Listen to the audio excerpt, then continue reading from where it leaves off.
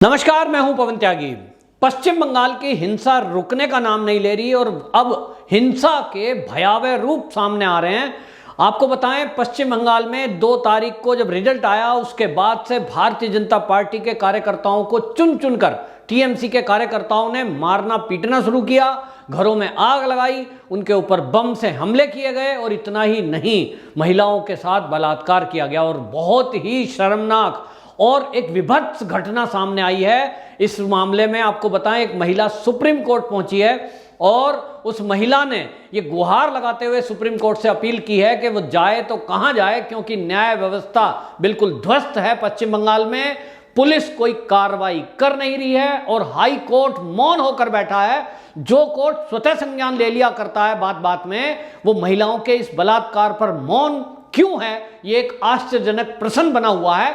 लेकिन सवाल उठता है कि 60 वर्षीय एक बुजुर्ग महिला ने ये रिपोर्ट लिखवाई है, बाकायदा ये केस दर्ज सुप्रीम कोर्ट में कहा है और उसने अपने बयान में कहा कि उसका एक छोटा सा पोता, जिसके सामने टीएमसी के लगभग 200 गुंडों की एक भीड़ आई, और ये इस एरिया की बात है जहां भारतीय जनता पार्टी का ही कैंडिडेट जीता है। आपको बता रहे हैं, खेजड़ी में बीजेपी जीती है, लेकिन उसकी जीत की खीज में टीएमसी के गुंडे एक झुंड बनाकर इकट्ठे हुए और उन्होंने बाकायदा भारतीय जनता पार्टी के जितने सपोर्टर हैं, जिन्होंने वोट दी, उन सबके घरों में तोड़फोड़, लूट और बमबाजी करना शुरू किया। जहां महिलाएं मिली उनके साथ बलात्कार किया और शर्मनाक घटना यह है कि उन्होंने 60 साल की बुजुर्ग महिला को भी नहीं छोड़ा, उसकी पोते के सामने उन्होंने सामूहिक बलात्कार किया। महिला बेहोश हो गई, उसके बाद पड़ोसियों ने उसको बेहोशी की हालत में हॉस्पिटल एडमिट किया। लेकिन जब उसके दामाद एफआईआर कराने थाने गए कि ऐसी एक घटना हुई है, तो टीएमसी का नाम आने के बाद पुलिस ने कोई कार्रवाई नहीं की और शर्मनाक तरीके से एफआईआर भी दर्ज नहीं की। सवाल यह उठता है कि जिस पश्चिम बंगाल में इस समय महिलाएं सुरक्षित नहीं हैं, वहां जहां एफआईआर दर्ज नहीं हो रही है, जहां न्यायपालिका मौन होकर इस सारे विभत्स कांड को देख रही है, और ऐसे में ममता बनर्जी टिप्पणी कर रही है उत्तर प्रदेश में, और वो भी उस बात पर जो ममता बनर्जी को कुछ पता ही नहीं है। एक पत्रकार हैं, असल में सुलभ श्रीवास्तव हैं, नहीं थे क्योंकि उनकी हत्या हो गई, लेकिन उन्होंने पुलिस को एक कंप्लेंट कराई थी और उस कंप्लेंट होने के 24 घंटे बाद उनकी हत्या हो जाती है। और उन्होंने कंप्लेंट कराई थी, उनकी पत्नी भी बोल रही है कि वो काफी दिनों से परेशान थे, लेकिन पत्नी ने कारण नहीं बताया। यानी कोई व्यक्तिगत दुश्मनी किसी व्यक्ति से हो सकती है, ऐसा अंदेशा जताया जा रहा है। लेकिन पुलिस को जब कंप्लेंट की गई, उसके अगले ही दिन 24 घंटे बाद वो कहीं कवरेज के लिए गए थे, जहां उनकी हत्या कर दी। अब इस मामले में जो यूपी की पुलिस है, उन्होंने बाकायदा परिवार को सुरक्षा मुहैया कराई है और ये जो श्रीवास्तव हैं, पत्रकार श्रीवास्तव थे, उनकी पत्नी से बाकायदा ये पूछा है कि आप चाहो तो उत्तर प्रदेश की एसआईटी इसमें गठन करके हम एसआईटी से जांच कराएंगे, चाहो तो सीबीआई को केस देंगे, और आप जैसा जांच चाहें वो हम कराने को तैयार हैं। यानी इसमें राजनीति करने की कोशिश ममता बनर्जी ये कह के कर रही है कि सच को दबाया जा रहा है उत्तर प्रदेश में। लेकिन ममता बनर्जी इस बात का क्या जवाब देगी कि पश्चिम बंगाल में जहां इस तरह की हिंसा हो रही है, जहां टीएमसी के गुंडे झुंड बना बनाकर महिलाओं के बलात्कार कर रहे हैं, दलितों को मार रहे हैं, ऐसी रिपोर्ट कहीं आपने सुनी है क्या? कोई अखबारों में देखी? कोई टीवी न्यूज में देखा आपने कि किसी चैनल ने चलाया हो? वो बुजुर्ग महिला 60 साल की जिसके साथ सामूहिक रेप हुआ, मैं पूछ रहा हूं ममता बनर्जी मुझे जवाब दें, किसी चैनल ने क्यों नहीं दिखाया? क्योंकि आपने, जब राज्यपाल जो जगदीप धनखड़ हैं, टीएमसी के सांसद, जब उनको ये कह रहे हैं कि ये जो राज्यपाल है इसके ऊपर हर थाने में एफआईआर करो और जिस दिन ये पद से हट जाएगा उस दिन इसको जेल में डालना है।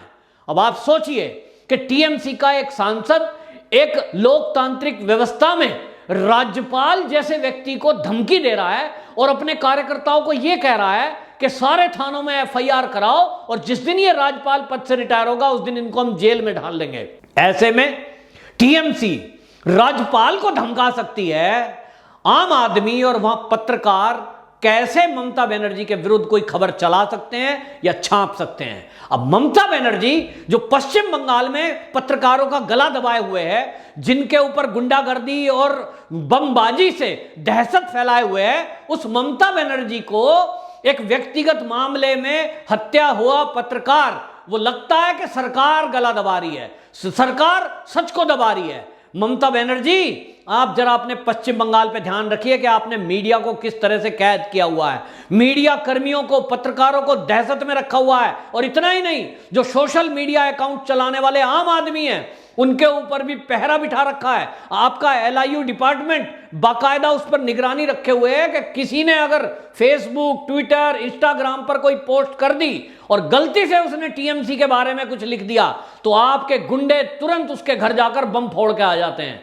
यानी लोगों पर पहरा बिठाया हुआ है, पत्रकारों पर बंदिश लगाई हुई है। कोई टीवी चैनल चाहे मेन स्ट्रीम का हो, वो भी आपके विरुद्ध बोलने की हिम्मत नहीं कर रहा, क्योंकि उनका कहना है कि जब आप राज्यपाल को जेल में डालने की धमकी दे सकते हो, बाकी आम आदमी की क्या हिम्मत है। और ममता बनर्जी बात कर रही है उत्तर प्रदेश की। अब सवाल यह उठ रहा है कि पश्चिम बंगाल में ममता बनर्जी महिला हैं, उसके बावजूद महिलाओं का शोषण वो जानबूझकर शायद रोक नहीं रही है। मतलब इस तरह की विभत्स घटना ये मैंने अपनी लाइफ में पहली बार सुनी है कि 200 लोगों की भीड़ एक 60 साल की महिला को ऐसा करें कि उसके पोते के सामने शर्मसार करने वाली घटना करें। तो इस पर पुलिस मौन है।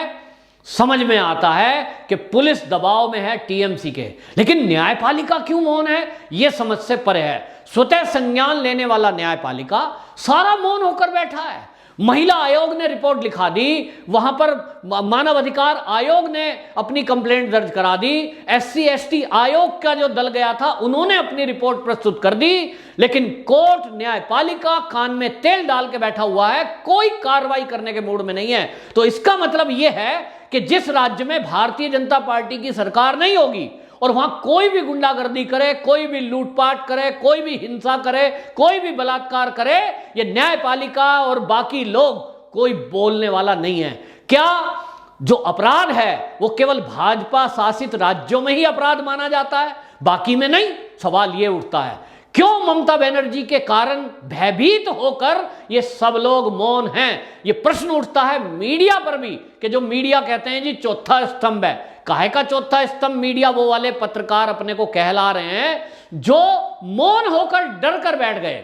मैं आपसे पूछना चाहता हूं, पत्रकार ठीक है, आप अगर पश्चिम बंगाल में कहीं आपका ऑफिस है तो पत्रकार डरे हुए हैं, लेकिन जिनके ऑफिस दिल्ली में है, भारत के अन्य भाग में, वो चैनल भी नहीं दिखा रहे। ये तो आपका एक चैनल है जो हमेशा सच को दिखाने में आगे रहता है, आपका बहुत बहुत धन्यवाद। लेकिन इस तरह के गिनती के चैनल हैं जो ममता बनर्जी के खिलाफ बोलने की हिम्मत दिखा पा रहे हैं।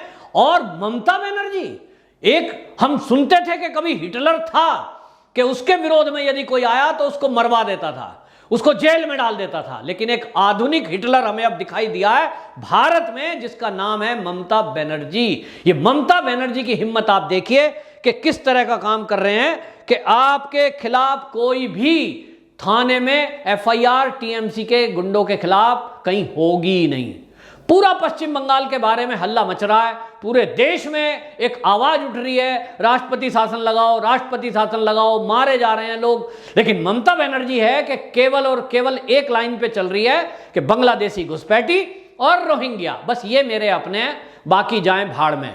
तो ये जो सोच है ये बड़ी खतरनाक है। और अभी आपको ध्यान होगा पिछले दिनों उत्तर प्रदेश के STF ने बाकायदा एक रोहिंग्याओं को गिरफ्तार किया, 2 को, तो उन्होंने खुलासा किया कि हमारा जो पूरा गिरोह है वो रोहिंग्याओं का ग्रुप भारत में जब एंट्री करता है उसकी मदद में सबसे पहले पश्चिम बंगाल में जो गिरोह हैं वो सक्रिय होते हैं और उन लोगों को बॉर्डर पार कराते हैं बांग्लादेश का, और वो पश्चिम बंगाल में आने के बाद सारा फर्जी कागज उनका बनाया जाता है, उनको रहने खाने की व्यवस्था की जाती है, उनको राशन दिया जाता है।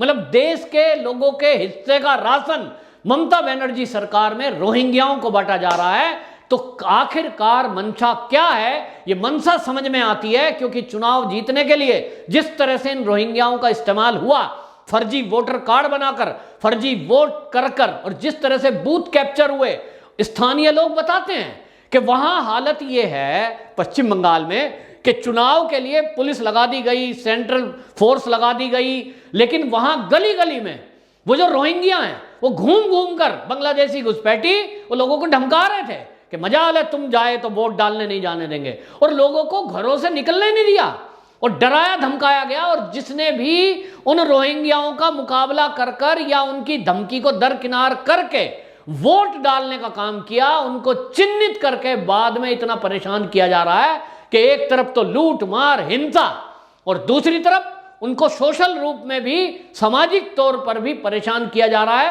पिछले दिनों हमने देखा कि दुकानदारों को बाकायदा एक लिस्ट दे दी कि ये बीजेपी के लोग हैं, इनको तुम्हें राशन नहीं देना है, ये बीजेपी के लोग हैं, इनको चाय नहीं देनी है, इनको घर में नहीं बिठाना है। मतलब जो इन टीएमसी के गुंडों के खिलाफ जाए उसको ये मार देते हैं। ये कौन सा कल्चर है? ये नक्सली कल्चर है। आपको बता दूं, नक्सली ठीक ऐसा ही करते हैं कि जिस एरिया में नक्सलवाद को उनको फैलाना है वो आम लोगों को उसमें जोड़ते हैं, उनको पैसे देते हैं, उनको हथियार देते हैं और फिर इस तरह से गिरोहबंदी करके वो वहां जो ठीक ठाक लोग हैं उनको इतना परेशान करते हैं कि वो छोड़ के वहां से भाग जाएं, ताकि इन्हीं का एक छत्र राज पूरा नक्सलियों का हो। और ये पश्चिम बंगाल में हो रहा है। एक ही इलाज है कि अब जब एक बुजुर्ग महिला की गुहार सुप्रीम कोर्ट तक पहुंची है तो अब सुप्रीम कोर्ट तत्काल इसमें कुछ निर्णय दे और जो टीएमसी की गुंडागर्दी है उसको रोकने के लिए तत्काल प्रभाव से राष्ट्रपति शासन का आदेश दे। वंदे मातरम।